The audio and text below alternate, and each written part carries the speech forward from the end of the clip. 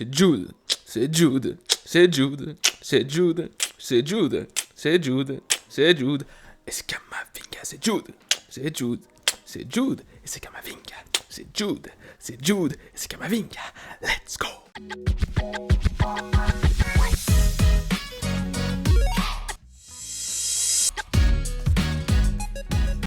Mes amis, le Real Madrid qui l'emporte et on va commencer par un petit résumé qui va combiner un peu une discussion sur cette rencontre. Alors on va commencer à la 6e minute.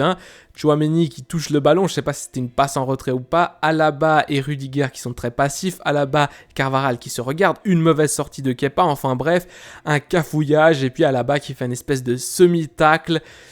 Et puis qui est attentif ici, c'est Gundogan, un joueur très très malin qui prend le ballon et qui la met au fond à la 6e minute. C'est 1-0 pour le FC Barcelone et le Real Madrid qui court déjà après le score. Alors pour n'importe quelle autre équipe, c'est un handicap total, mais pour le Real Madrid, il semble que c'est pas si grave. Le Real Madrid qui a l'habitude de se prendre des buts comme ça très tôt dans la rencontre, sur des déconcentrations. Alors heureusement qu'on a gagné à la fin avec l'enfant touché par un astre divin, notre cher ami Jude Bellingham, mais ça a été une entame de match très difficile. À la 16e minute, faute sur Kroos, où on peut parler aussi d'une perte de balle sur une bonne pression de Gavi. Fermin qui reprend le ballon et qui tire sur le poteau. Et là, on a beaucoup de chance parce que si le FC Barcelone prend l'avantage de 2 buts à la 16e minute, ça aurait été beaucoup plus compliqué pour le Real Madrid pour revenir ensuite. Le Real Madrid qui ne sait pas construire depuis l'arrière. Alors on le voit beaucoup par le côté gauche avec Mendy, avec Alaba, avec Kroos qui redescend, l'appui de Tchouaméni. Même parfois, c'est même Bellingham qui vient proposer son aide. Mais le Real Madrid qui a du mal à construire et surtout à relancer depuis l'arrière. Et qui cherche souvent le long ballon et ça ne donne souvent à rien. 22e minute, frappe de loin de Rudiger qui s'essaie contre son coéquipier en équipe d'Allemagne, Marc-André Ter Stegen. Alors il fallait tenter, mais ça marque aussi le manque de solutions offensives au niveau du Real Madrid dans cette première mi-temps. 38e, frappe de Carvajal qui est sur son flanc droit, une grosse frappe sur le filet extérieur, sur un bon ballon je crois de Toni Kroos. Mais là aussi, c'est pas une occasion super dangereuse. Et puis, à la toute fin de la première mi-temps, Tchouaméni qui commet un penalty sur Araujo, malheureusement ou heureusement pour nous, ce penalty n'est pas sifflé. Attention aux accrochages, car c'est penalty clair et net, pas sifflé. On dira aussi que Araujo a commis un penalty, une faute qui aurait dû occasionner un penalty sur Camavinga, qui n'a pas non plus été sifflé. Donc au niveau des pénaltys, on est à 1 partout entre les deux équipes. Mais on arrive déjà à la mi-temps et en gros, le Real Madrid qui ne réussit pas une très bonne mi-temps. Et je vais vous montrer les statistiques de cette première mi-temps, c'est vraiment affreux au niveau du foot. Les statistiques, vous les voyez, c'est celles que vous avez à l'affichage. Alors comme je vous disais, une première mi-temps très pauvre, je trouve, de la part des deux équipes. Le Real Madrid qui n'a pas la possession, le FC Barcelone qui contrôle un peu plus le cuir, mais 5 tirs au total de chaque côté, 1 tir cadré pour le FC Barcelone, 0 pour le Real Madrid, et surtout c'était vraiment deux équipes qui se regardent, qui se jaugent, avec quelques occasions un tout petit peu plus dangereuses pour le FC Barcelone, mais sans plus. Retour des vestiaires, le Real Madrid qui est mieux sur le terrain, avec plus d'envie. À la 47e, un ballon en profondeur pour Rodrigo qui tire dans les nuages. Alors Rodrigo qui a été fantomatique durant cette rencontre. La même chose que son compatriote brésilien Vinicius Junior. Match horrible de sa part.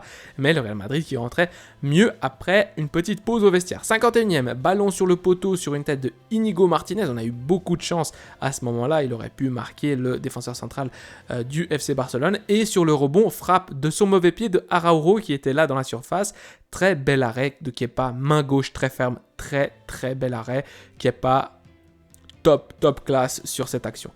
Plus de ballons en profondeur pour les courses des attaquants madrilènes au début de la deuxième mi-temps et on a plus d'espace, un tout petit peu plus, mais ça se voit quand même avec des courses qui commencent à prendre un petit peu les défenseurs du FC Barcelone de court. Camavinga qui fait énormément de bien. Alors je crois qu'il arrive vers la 50e, 50 et quelques minutes. Camavinga qui fait du bien lorsqu'il rentre à la place de Mendy, car il va réussir à chercher des positions au centre du jeu. Camavinga, c'est pas un défenseur gauche, c'est un milieu gauche, attaquant gauche, avant-centre gauche, toute la gauche, c'est Camavinga. Il a une qualité technique tellement hors du commun qu'il arrive sur un crochet, sur une orientation, sur un contrôle orienté, sur juste la façon de positionner son corps, réussir à dribbler ou à casser le rythme de l'autre équipe et surtout à réorienter le jeu du Real Madrid très très vite dans la direction de l'attaque. Alors Camavinga c'est mon joueur préféré, je pense, du Real Madrid en ce moment, tellement il fait du bien. 58e, Cancelo était hors jeu, mais il nous a fait la misère sur une très belle passe de Fermin. Fermin, très bon joueur du côté du FC Barcelone, il aurait pu mettre le but, mais bon, elle était hors jeu. 63e, Toni Kroos et Rodrigo sortent, et là...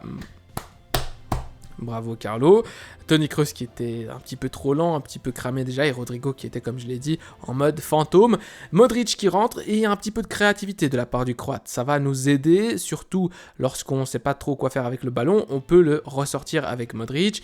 Modric qui peut le balancer d'une aile à l'autre pour essayer de trouver des brèches. Modric, je l'ai trouvé quand même pas mal. Et Roselu surtout, Roselu qui a apporté quelque chose qui pour moi est primordial au Real Madrid, c'est lorsqu'on dégage le ballon, que ce soit Kepa, que ce soit un milieu défensif, que ce soit un défenseur central, et qu'on essaye de jouer vite vers l'avant, un long ballon aérien, eh bien Roselu est grand. C'est con, hein, mais Roselu est grand, donc du coup, il peut remettre de la tête et le Real Madrid conserve le ballon. En première mi-temps, quand il n'y avait pas Roselu avant cette 63e minute, à chaque fois, au niveau du milieu de terrain, on perdait le ballon. Alors des fois, c'est Bellingham qui réussissait à le remettre sur Vini qui partait tout seul et qui la perdait, mais Roselu, c'est différent. Roselu qui réussit à jouer de son physique et de sa taille pour remettre le ballon sur un coéquipier, et comme ça on peut avancer, et surtout que c'est des positions qui sont déjà dans la moitié de terrain du FC Barcelone, et voire dans le tiers offensif, ce qui nous permet ensuite de créer des occasions à partir de 2-3 touches lorsque le ballon arrive sur Roselu et qu'il arrive à la dévier sur un coéquipier. Très important dans ce sens-là. 67e minute, grosse frappe de Tchouaméni de très très loin pour un beau plongeon de Ter Stegen, et puis on arrive à la minute 68, but de Bellingham. Alors, je vous ai mis les images par là, vous les avez d'ailleurs sous les yeux. Le Britannique qui nous a fait un truc comme sur FIFA. Il a pris le ballon, il s'est orienté, et puis il a appuyé sur les gâchettes là pour un tir puissant, et il a mis un tir puissant. Tir puissant. Il a mis un tir tellement puissant et tellement bien positionné, placé plutôt, que Ter Stegen touche le ballon, et le ballon rentre quand même. Alors, incroyable, moi je saute de joie, puisqu'on faisait un match franchement... Je vais pas dire pourri, mais c'était fatigant à regarder. Et là, à partir de ce but-là, le Real Madrid qui change totalement au niveau de la motivation, au niveau d'y croire en fait, hein, tout simplement, qu'il pouvait aller réussir à remporter cette rencontre. Et le Real Madrid qui va pousser, qui va enfermer le FC Barcelone à partir de ce but-là. 72e ou 72e Rudiger qui est sur une position d'ailier droit, qui tente un bon centre, malheureusement je crois que c'est Roselu qui est un petit peu trop court. À la 79e, 19e, grosse frappe de Lewandowski, là on aurait pu avoir un petit peu chaud. Roselu qui sur les têtes et contrôle au milieu de terrain après les dégagements est très important comme je l'ai déjà dit. Et à la 86e, centre de Yamal pour Rafinha qui tente une reprise acrobatique, et là encore il était hors jeu, hein. Pas mal de fois les attaquants du FC Barcelone étaient hors jeu durant cette rencontre. Kepa, que nous fait Kepa à la 87e? Il la redonne dans l'axe. Alors Kepa, des fois il nous sort... En fait Kepa il est très bon sur sa ligne, mais lorsqu'il s'agit du jeu au pied ou des sorties aériennes, je suis toujours comme ça. J'ai les boules qu'il nous fasse une boulette. Et là il la remet dans l'axe. Et heureusement que Carvajal avait vu, anticipé qu'il allait la mettre dans cette direction, et qu'il a réussi à la reprendre, parce que ça a failli être un but gag de nouveau.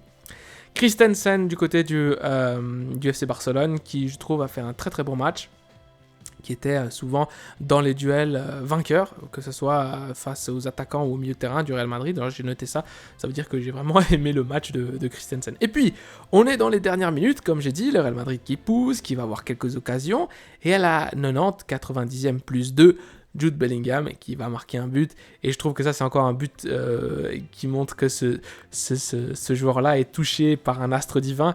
Carvajal qui veut centrer pour Bellingham, hein, pour le Britannique, mais le ballon passe par Modric. Et Modric, il tente de contrôler, on le voit, il tente de contrôler, et il n'arrive pas à contrôler, mais heureusement pour lui, en essayant de contrôler, le ballon fuit et arrive exactement sur Bellingham, qui la met au fond.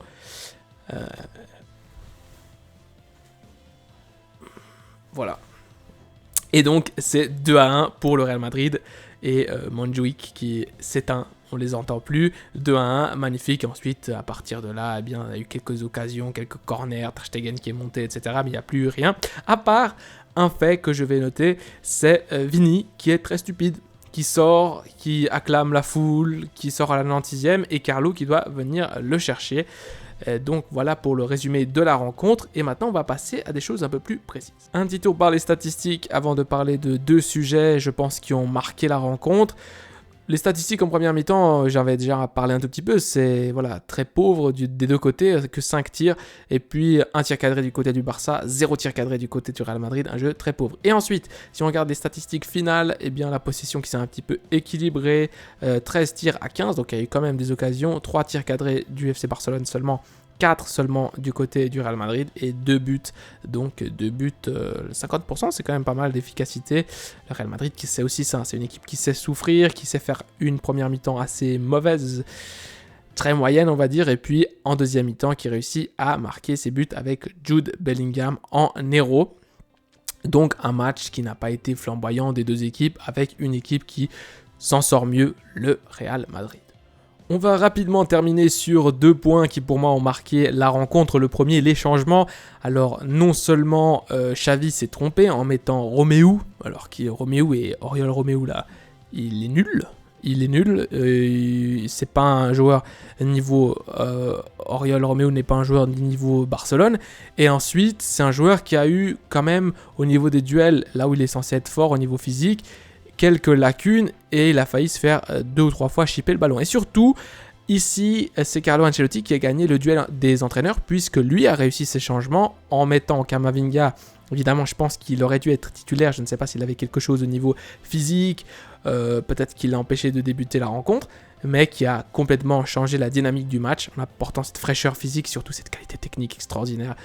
Face à 2-3 joueurs sur un crochet, il élimine, il oriente le jeu. Parfait, Camavinga. Et puis surtout ensuite à la 63e, ce changement, Modric pour Kroos et puis Roselu pour Rodrigo qui était transparent.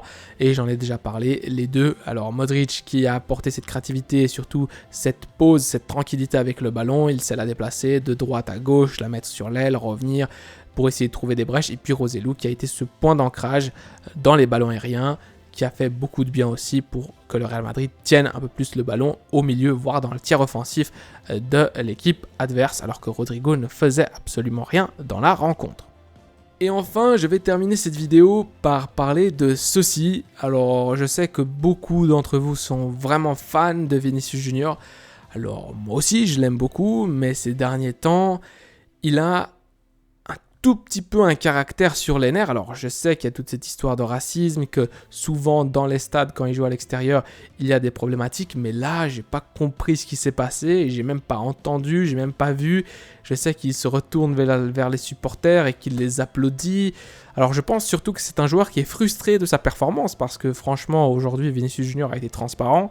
Rodrigo Araújo qui a très très bien réussi à le contrôler et c'est pas la première fois. Alors si Vinicius Junior veut aller chercher un jour un ballon d'or, veut aller chercher un jour ce statut de joueur top, il faut pas qu'à chaque fois qu'il joue contre Araújo, il n'arrive pas à le dribbler une seule fois du match et réussir à s'en aller de ce défenseur direct. Donc déjà ça, je pense, c'est le côté frustration.